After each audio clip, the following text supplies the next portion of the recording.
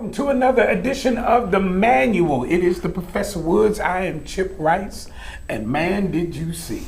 Did you see that absolute craziness that took place in Phoenix with the Suns and the Mavericks? How do you get blown out by 50 in a game 7? That had to be the University of Arizona's basketball team or something. They got destroyed.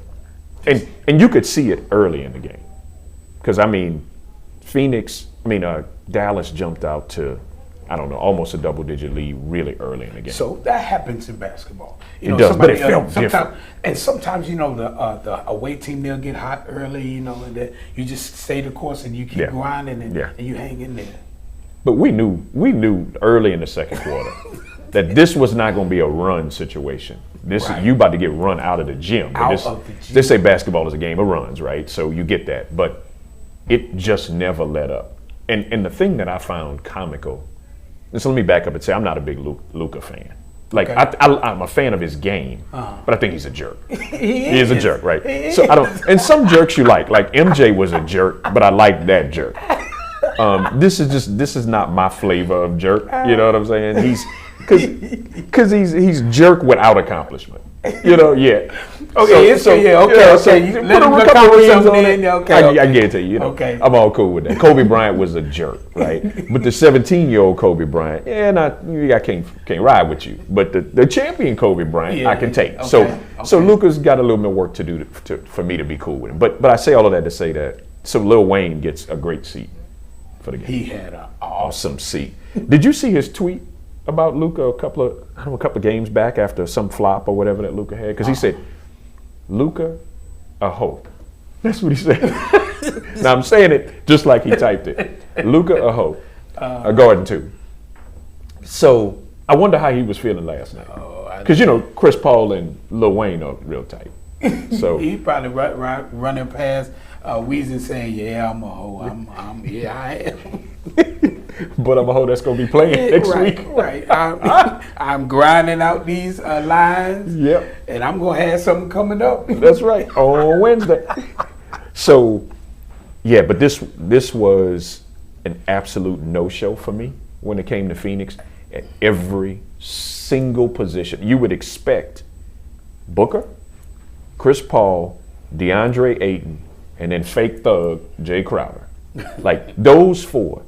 You don't call a defense that is successful at taking four people out of the mix. Yeah, and on the other side it's Luka, and then it's Luka. Porzingis. No, it ain't him. He's going. He's going. Nowitzki.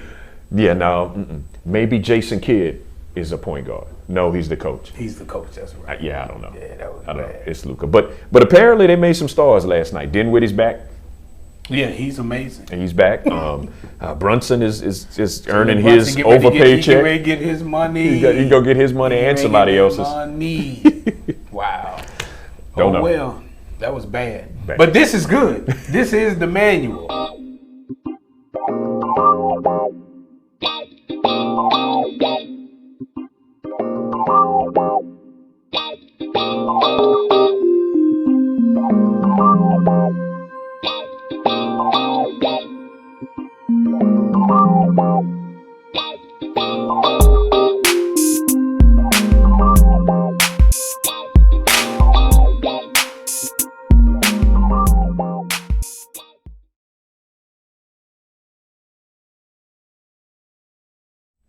So we got another edition of the Manual. Thank you to all of you who are checking us out. Like, subscribe. You can check us out on Instagram, on Facebook, on YouTube, and Twitter. I always forget Twitter. I don't know why. I don't know. I got to tweet more. Truth be told, we're doing most of our stuff on Facebook, right? Yeah. And so, but we do need to. We need y'all to like and subscribe so we can move to some of these other platforms. Yep. Right now, you're consuming everything on Facebook, and that's cool.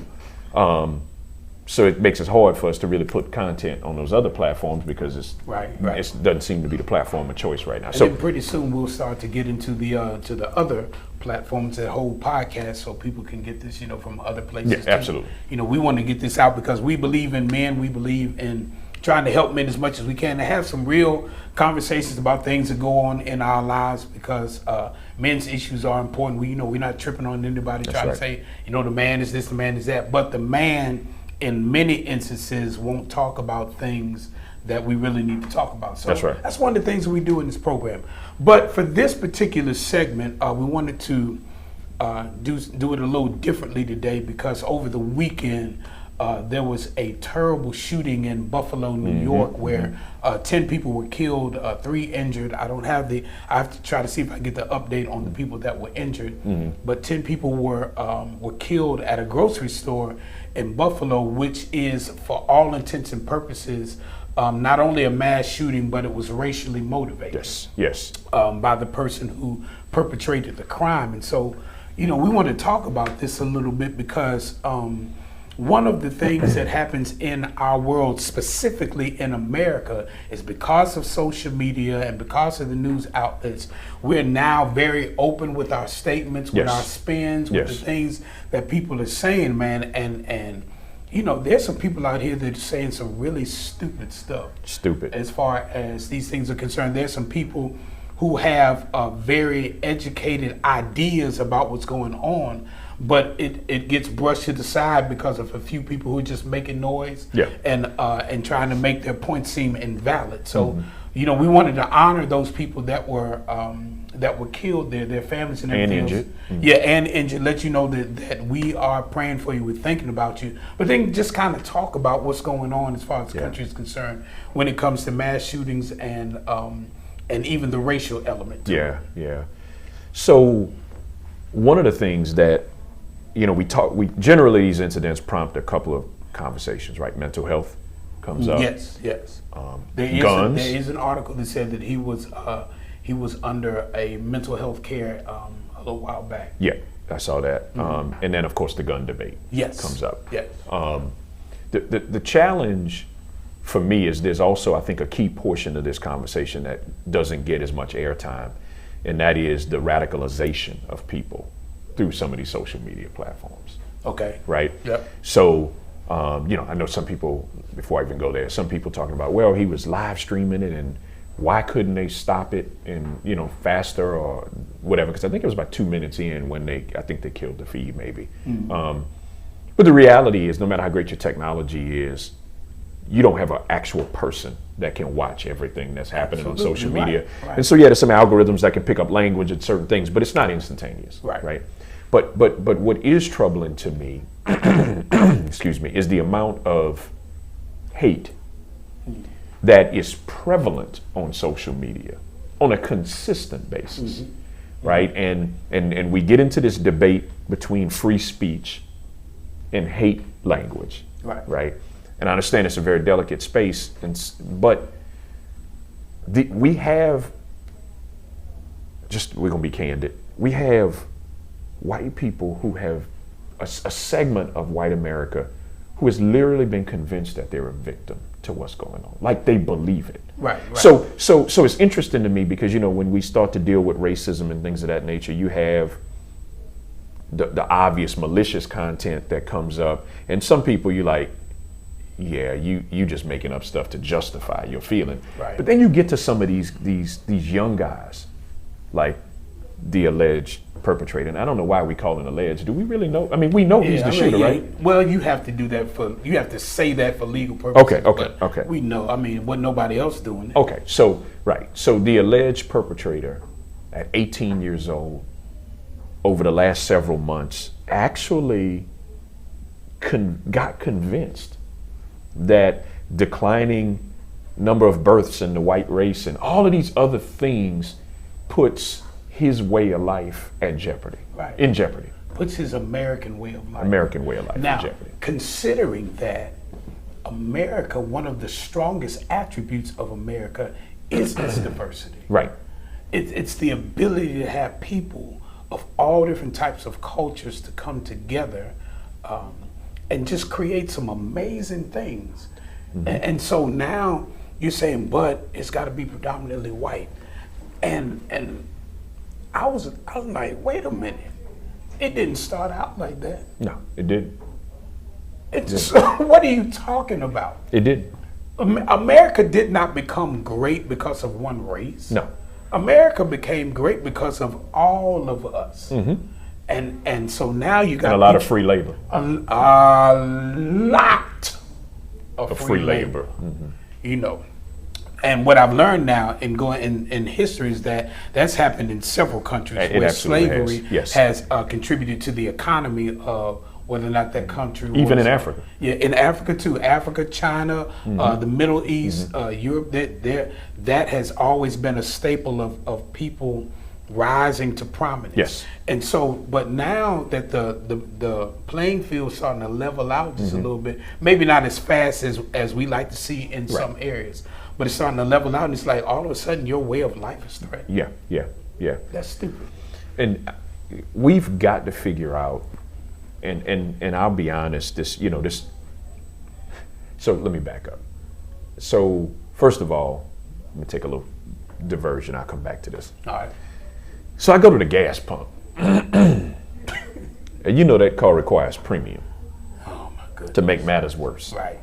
So I literally pull up, and I have absolute sticker shock because I had no idea I was pulling up to $5.12 a gallon. $5.12. The next that was one day, right? And then whenever I went back, it was $5.17 a gallon, and so it's interesting because this time, for whatever I know what it was. I needed to get something to drink. So I go in the gas station, and so I grab something to drink, and then I walk up to the counter while my gas is pumping, and it's three gentlemen, and I won't add any other descriptors, I'll just say three gentlemen that work at the gas station. Two of them were on registers, another one looked like he might have just been counting money or whatever. And I said, man, I'm just trying to make conversation while I'm checking out. I'm like, man, when are these gas prices going down? This is crazy. And all three of them virtually in unison said, in 3 years when we get Biden out of office. Wow. Now. Wow. So I say all of that to say that this country is divided more than I've ever remembered it divided in my lifetime. Okay. Now the divide doesn't show up in physical slavery and things like that we've seen in our history, but there's a mental jail cell that almost everybody's in, right, on one side or the other. Right. And we talked about this in the past. Democrat, Republican, to me, just becomes code word for black and white.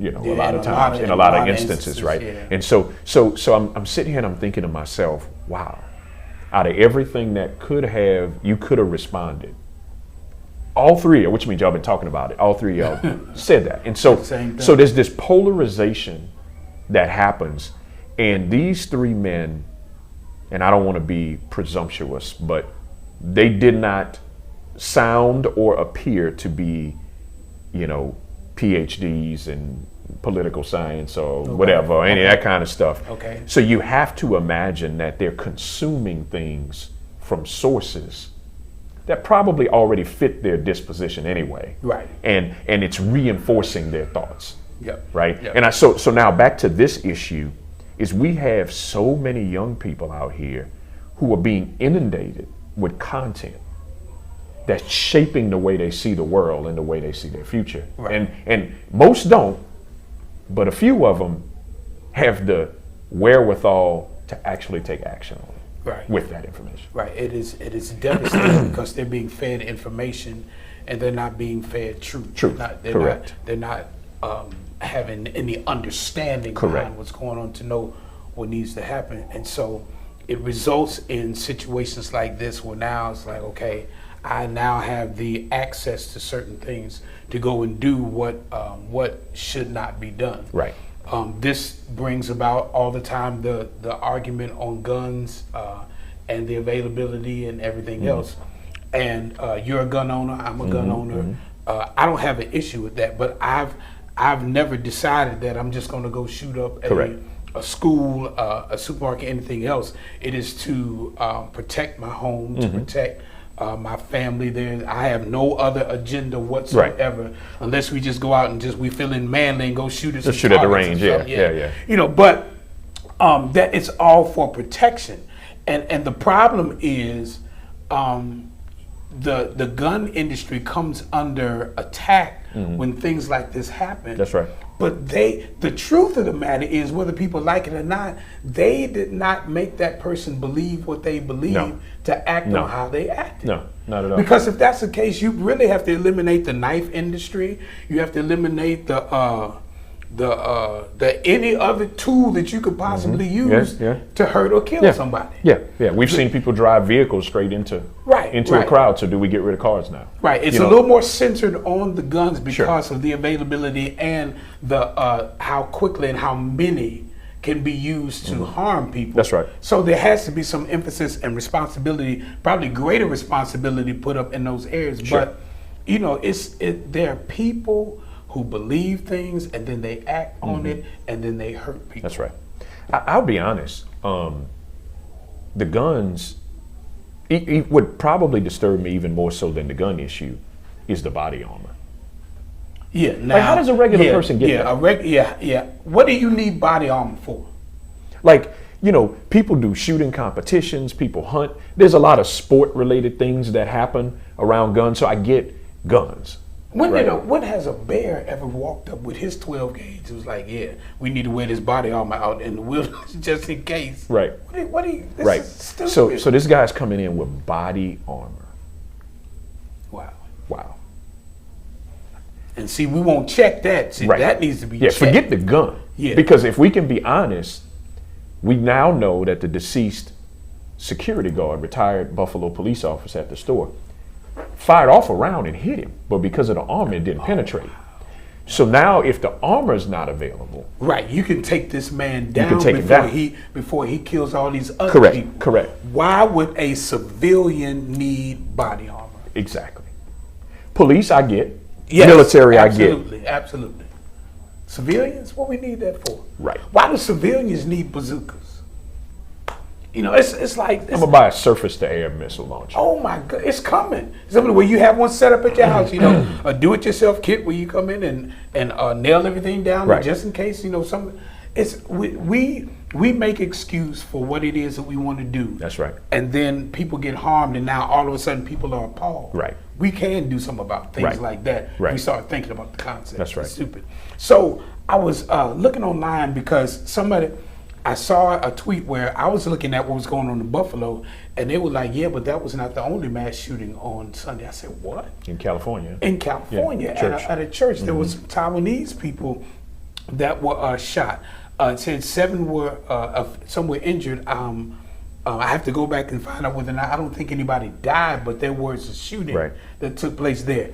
So then I went to a website. It's called gunviolencearchive.org, and it talks about the mass shootings in 2022. What I didn't know was May 15th, which was Sunday. Guess who's at the top? Winston-Salem, North Carolina. On 25th Street, there were 7 injured. I was like, man, that's right up the street.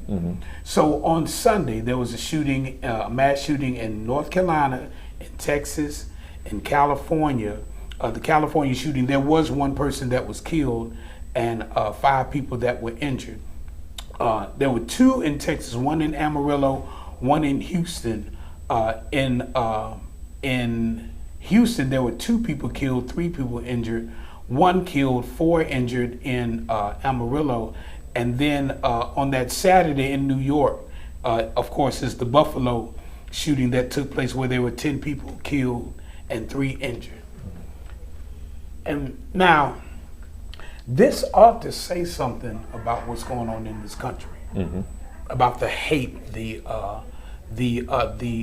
absolute disregard for life that's happening as far as people are concerned. That's right.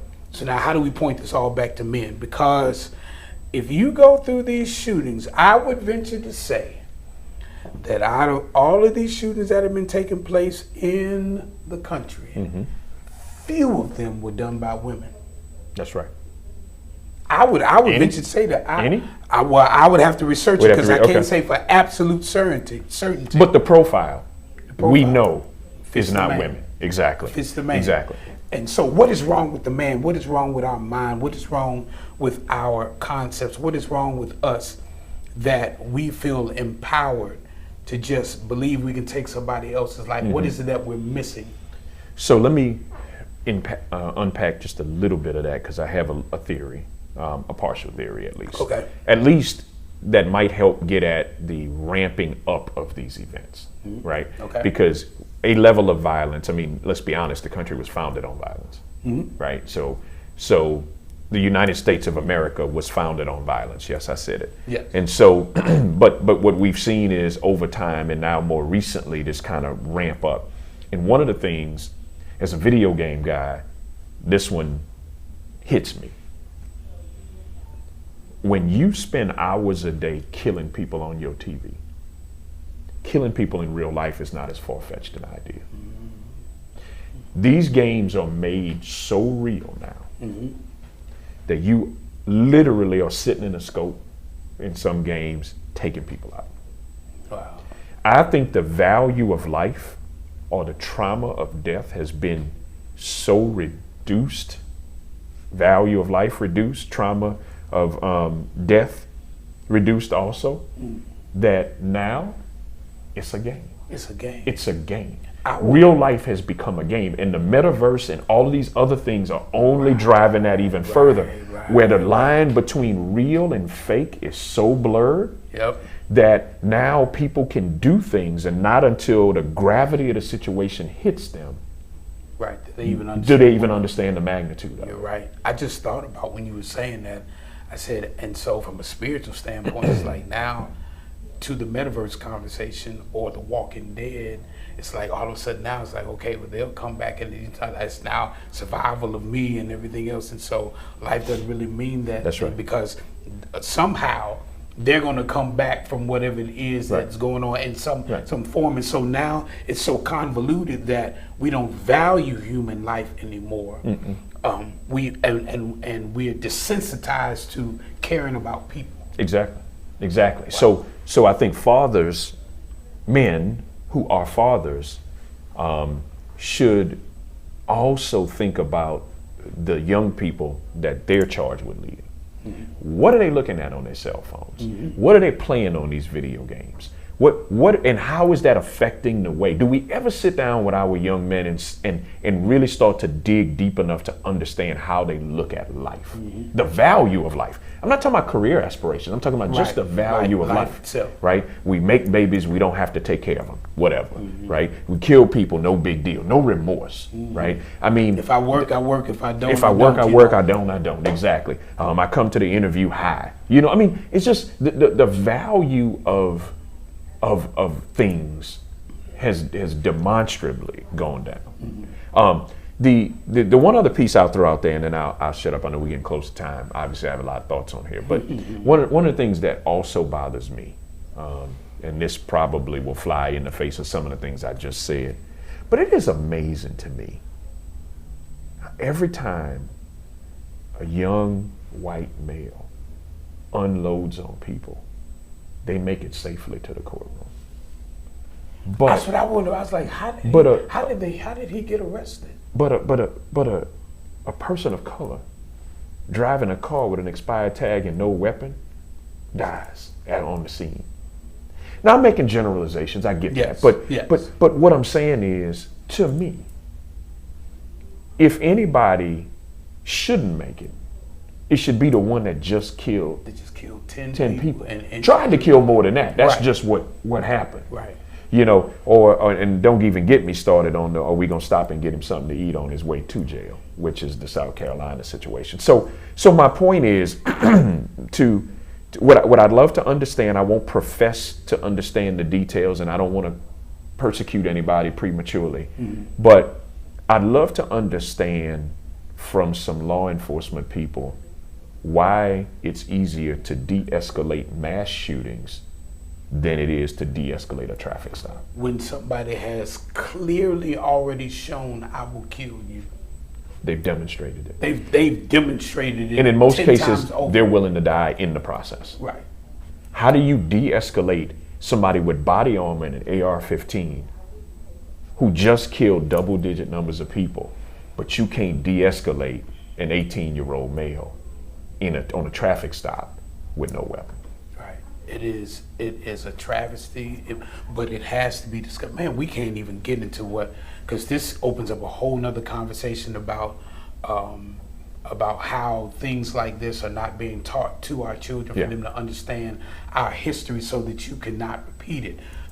You get into conversations about the only way that I found out about slavery was either at home or in an institution of higher learning. It was not taught from every angle in elementary, middle. You got some in high school, but it wasn't really until post that. But we'll celebrate Columbus Day, though. Right. And so we've got to give people the truth. You got to give them the truth. You got to give them the truth.